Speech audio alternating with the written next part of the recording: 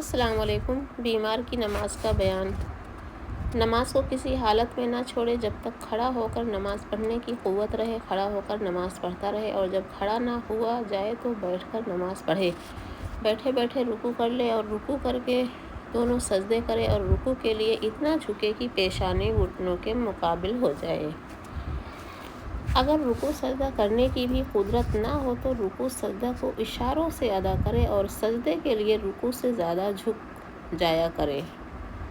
سجدہ کرنے کے لیے تکبیر وغیرہ کوئی اونچی چیز رکھ لینا اور اس پر سجدہ کرنا بہتر نہیں۔ جب سجدے کی قدرت نہ ہو تو بس اشارہ کر لیا کریں۔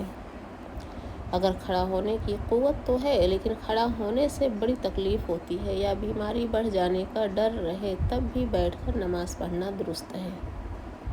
اگر کھڑا تو ہو سکتا ہے لیکن رکوع سجدہ نہیں کر سکتا تو چاہے کھڑا ہو کر پڑھے اور رکوع سجدہ اشارے سے ادا کرے، اور چاہے بیٹھ کر نماز پڑھے اور رکوع سجدہ کو اشارہ سے ادا کرے لیکن بیٹھ کر پڑھنا بہتر ہے۔ اگر بیٹھنے کی بھی طاقت نہیں رہی تو پیچھے کوئی تکیہ وغیرہ لگا کر اس طرح لیٹ جائے کہ سر خوب اونچا رہے بلکہ قریب قریب بیٹھنے کے رہے، اور پاؤں قبلہ کی طرف پھیلا لے، اور اگر کچھ طاقت ہو تو قبلہ کی طرف پیر نہ پھیلائے بلکہ گھٹنے کھڑے رکھے، پھر سر کے اشارہ سے نماز پڑھے اور سجدہ کا اشارہ زیادہ نیچا کرے، اور اگر تکیہ سے ٹیک لگا کر بھی اس طرح نہ لیٹ سکے کہ سر اور سینہ وغیرہ اونچا رہے تو قبلے کی طرف پیر کر کے بالکل چت لیٹ جائے لیکن سر کے نیچے کوئی اونچا تکیہ رکھ دے کہ منہ قبلہ کی طرف ہو جائے، آسمان کی طرف نہ رہے، پھر سر کے اشارہ سے نماز پڑھے،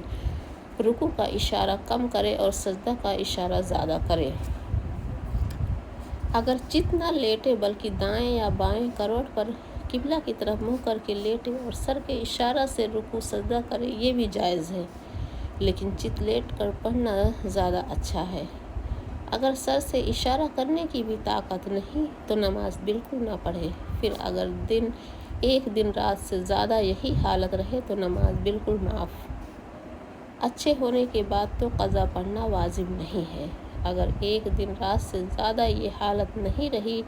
بلکہ ایک دن رات میں پھر اشارے سے پڑھنے کی طاقت آ گئی تو اشارے ہی سے ان کی قضا پڑھے، اور ارادہ نہ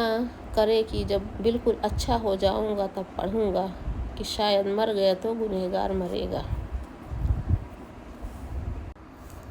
اگر اسی طرح اچھا خاصا آدمی بے ہوش ہو جائے تو اگر بے ہوشی ایک دن رات سے زیادہ نہ ہوئی تو قضا پڑھنا واجب ہے، اور اگر ایک دن رات سے زیادہ ہو گئی تو قضا پڑھنا واجب نہیں۔ جب نماز شروع کی اس وقت تو بھلا چنگا تھا، پھر جب تھوڑی نماز پڑھ چکا تو نماز ہی میں کوئی ایسی رگ چڑھ گئی کہ کھڑا نہ ہو سکا تو باقی نماز بیٹھ کر پڑھے۔ اگر رکوع سجدہ کر سکے تو کرے، نہیں تو رکوع سجدہ کو سر کے اشارے سے ادا کرے، اور اگر ایسا حال ہو گیا کہ بیٹھنے کی بھی قدرت نہیں تو اسی طرح لیٹ کر باقی نماز کو پورا کرے۔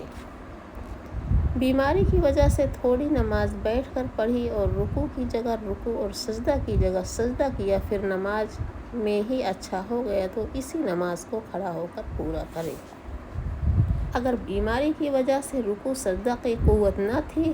اس لیے سر کے اشارے سے رکوع سجدہ کیا، پھر جب نماز پڑھ چکا تو ایسا ہو گیا کہ اب رکوع کر سکتا ہے تو اب یہ نماز جاتی رہے اس کو پورا نہ کرے بلکہ پھر سے پڑھے۔